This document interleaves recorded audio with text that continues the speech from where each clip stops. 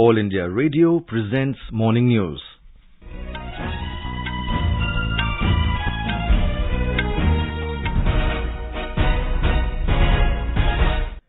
Good morning, I am VC Pramod. The headlines.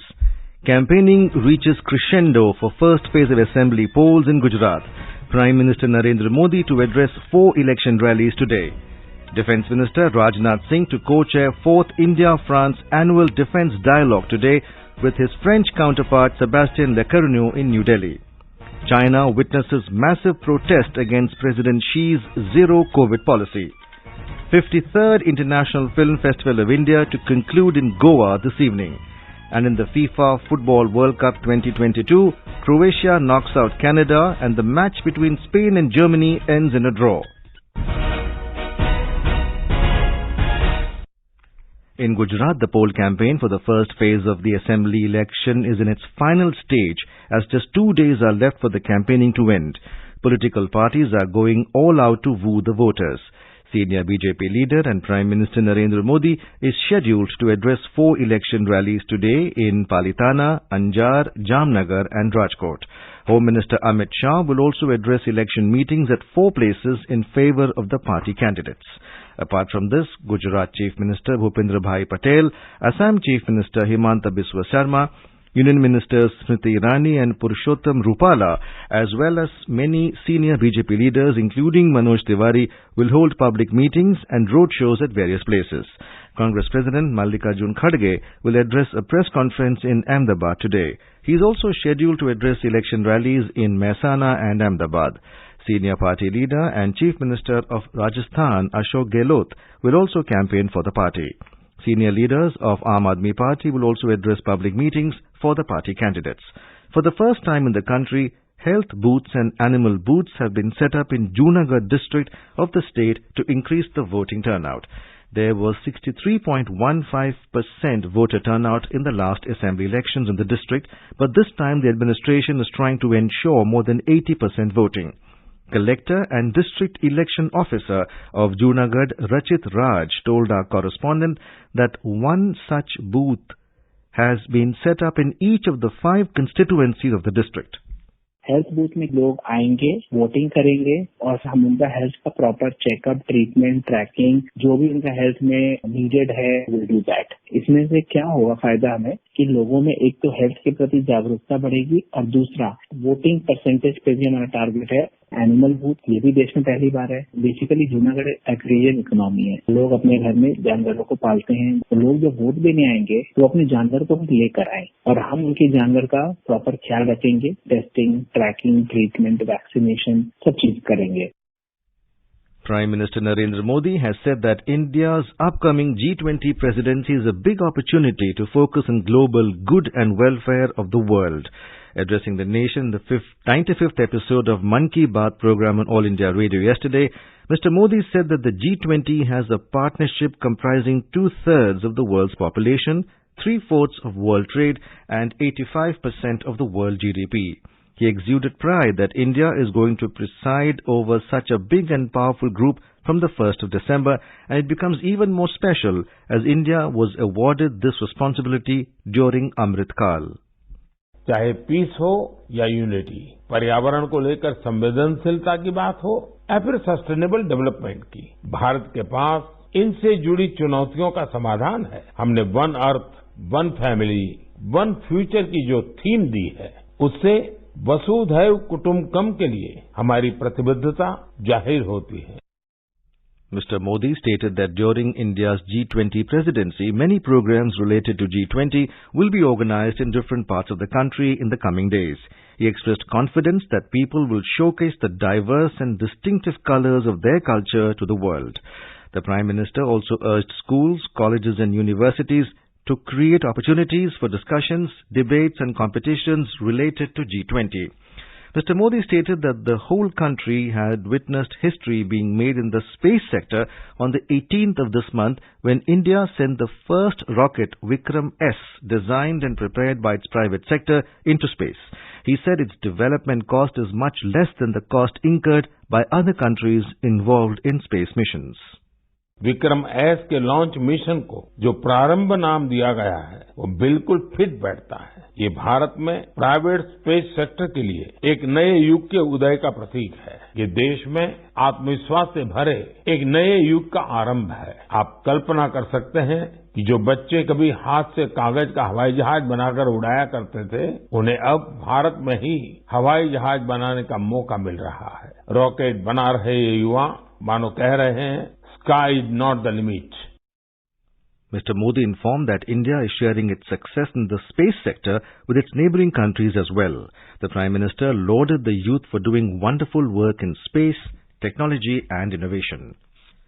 The Ministry of Textiles will give away Shilp Guru and National Awards to Master Craftspersons for 2017, 2018 and 2019 in New Delhi today. Vice President Jagdeep Dhankar will be the chief guest of the award ceremony. Textiles Minister Piyush Goyal will preside over the function. The Office of the Development Commissioner Handicrafts has been implementing the scheme of national awards for master craftspersons since 1965. Shilp Guru Awards was introduced in 2002. Defence Minister Rajnath Singh will co-chair the 4th India-France Annual Defence Dialogue with the French Minister of Armed Forces, Sébastien Lecornu, in New Delhi today. Mr. Lecornu is on a 2-day visit to India.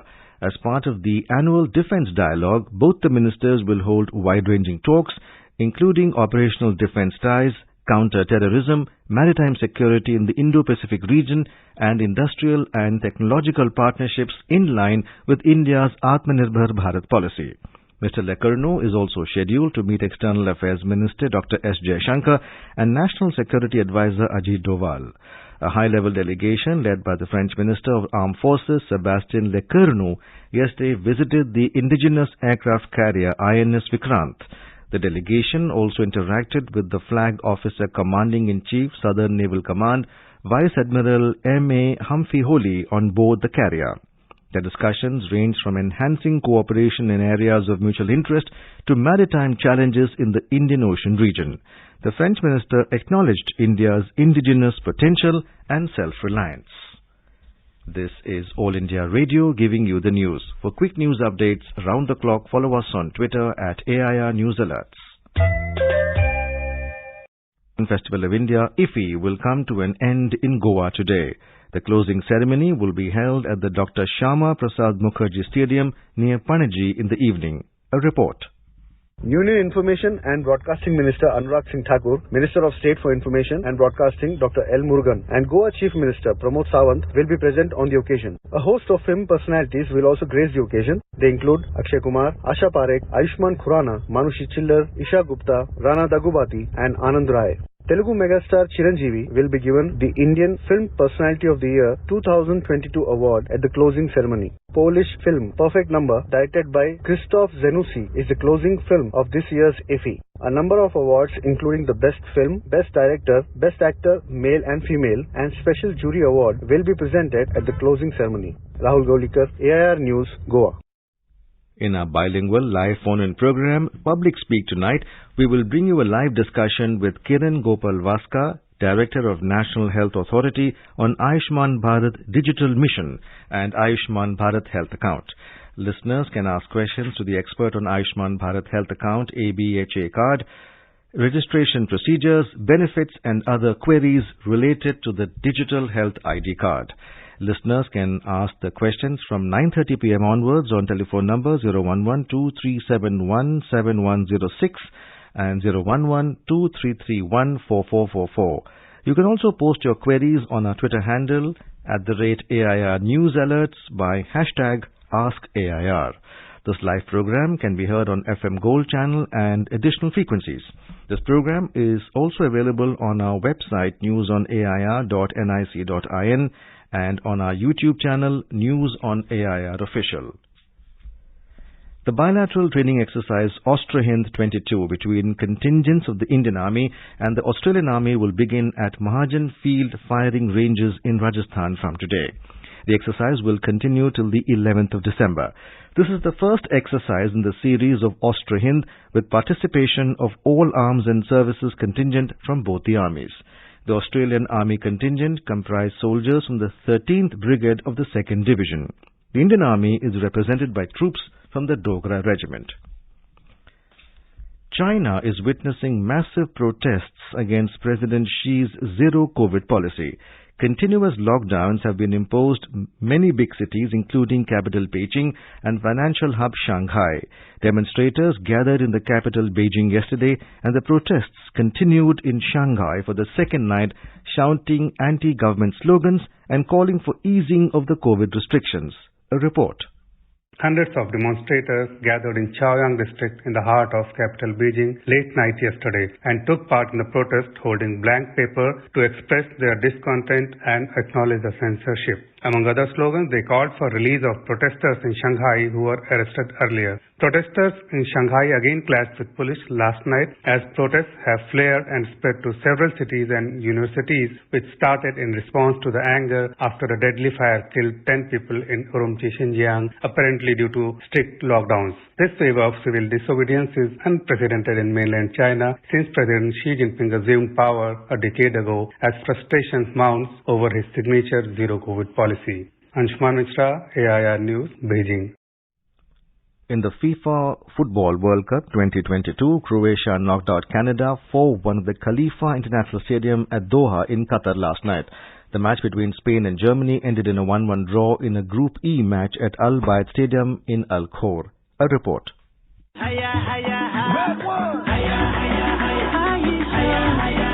By virtue of late equalizer from Niklas Füllkrug, Germany have given themselves a fighting chance to make it to the round of 16 after getting a 1-1 draw against Spain. Now Germany have to defend their match against Costa Rica on 1st December. The match will decide whether the four-time champions will go to the next round or get eliminated for the second time in a row. However, they will also have to depend on the result of the Spain versus Japan match, which will be played at the same time. The four-time champions suffer their earliest tournament exit in 2018 when they crashed out of the first round and now face a similar situation in Qatar. Earlier in the day, Croatia thrashed Canada 4-1 to rise to the top of Group F with 4 points in 2 matches and a better goal difference than Morocco, who beat Belgium 2-0 to produce one of the upsets of the tournament in the second match. In the first match, Costa Rica gained their first points in Group E with a 1-0 win over Japan. With Pratyush Ghosh, this is Anupam Mishra, Sports Desk.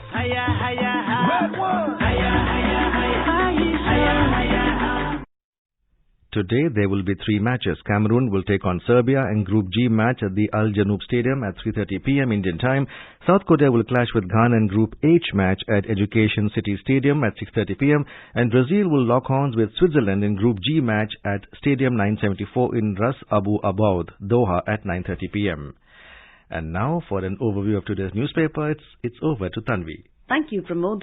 Hindustan Times, quoting Prime Minister Narendra Modi in Gujarat, Paul Salvo writes, Congress was soft on terror.